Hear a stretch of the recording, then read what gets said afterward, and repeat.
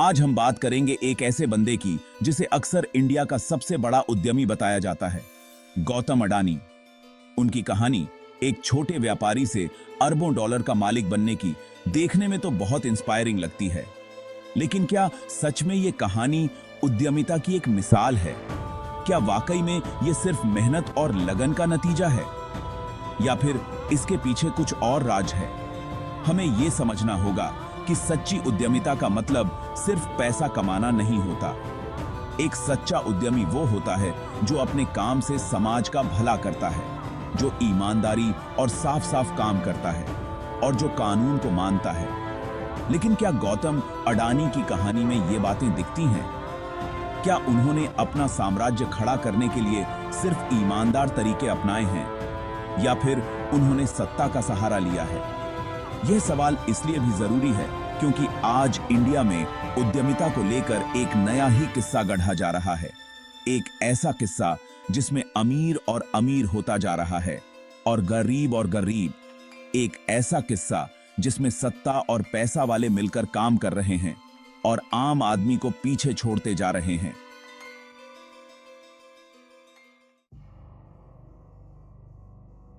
इस किस्से को समझने के लिए हमें सबसे पहले हिंडनबर्ग रिपोर्ट की बात करनी होगी। जनवरी 2023 में आई इस रिपोर्ट ने अडानी ग्रुप पर बहुत बड़े-बड़े आरोप लगाए थे। रिपोर्ट में कहा गया था कि अडानी ग्रुप ने शेयर मार्केट में गड़बड़ की है, टैक्स नहीं भरा है और अपने असली मुनाफे को छुपाया है। इस रिपोर्ट के आने के बाद पूरी दुनिया में हंगामा मच गया था। अडानी ग्रुप के शेयर बहुत नीचे गिर गए थे और उनकी इमेज को बहुत नुकसान पहुंचा था। लेकिन हैरानी की बात यह है कि इंडिया में इस रिपोर्ट का कोई खास असर नहीं हुआ। सरकार ने इस रिपोर्ट को नकार दिया और मीडिया में भी इसे ज्यादा जगह नहीं दी गई। सवाल यह है कि आखिर ऐसा क्यों हुआ? इसका जवाब है सत्ता का संरक्षण।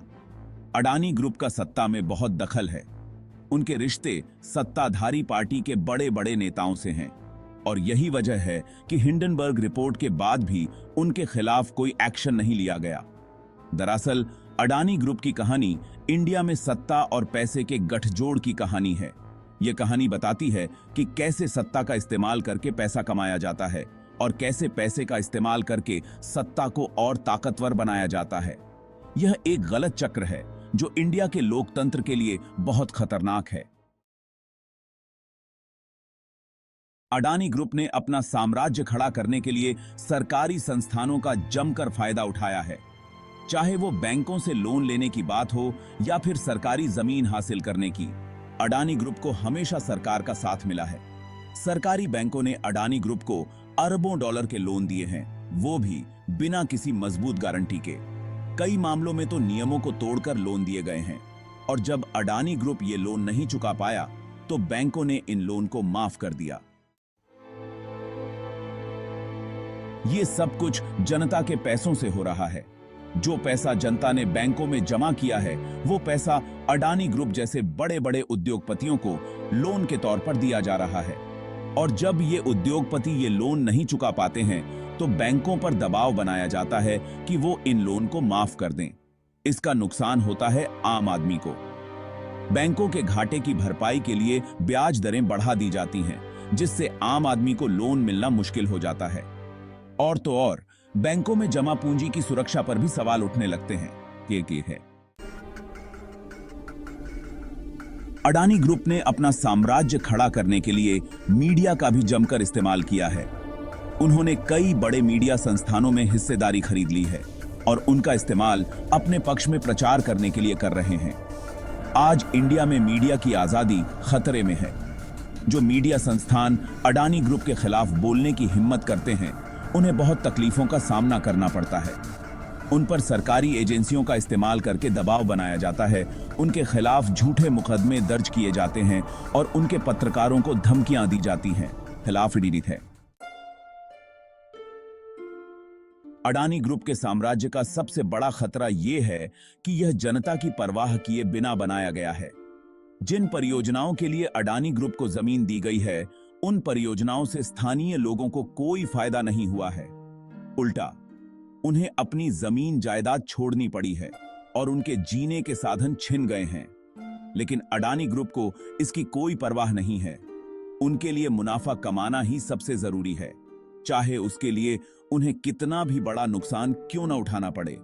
और सत्ता में बैठे लोग भी उनका पूरा पूरा साथ दे रहे हैं, क्योंकि उन्हें भी पता है कि अडानी ग्रुप के जरिए ही वे अपनी सत्ता को मजबूत कर सकते हैं। अडानी ग्रुप और सत्ता के बीच की यह सांठगांठ इंडिया के लोकतंत्र के लिए बहुत बड़ा खतरा है। यह सांठगांठ भ्रष्टाचार को बढ़ावा दे रही है, गरीबी और असमानता को बढ़ा रही है और पर्यावरण को नुकसान पहुंचा रही है। हमें यह समझना होगा कि सत्ता का इस्तेमाल जनता के भले के लिए होना चाहिए, न कि कुछ खास लोगों के स्वार्थों को पूरा करने के लिए। हमें यह सुनिश्चित करना होगा कि सत्ता और पैसे वालों के बीच की दूरी बनी रहे और कोई भी एक दूसरे का इस्तेमाल अपने फायदे के लिए न कर सके। कहे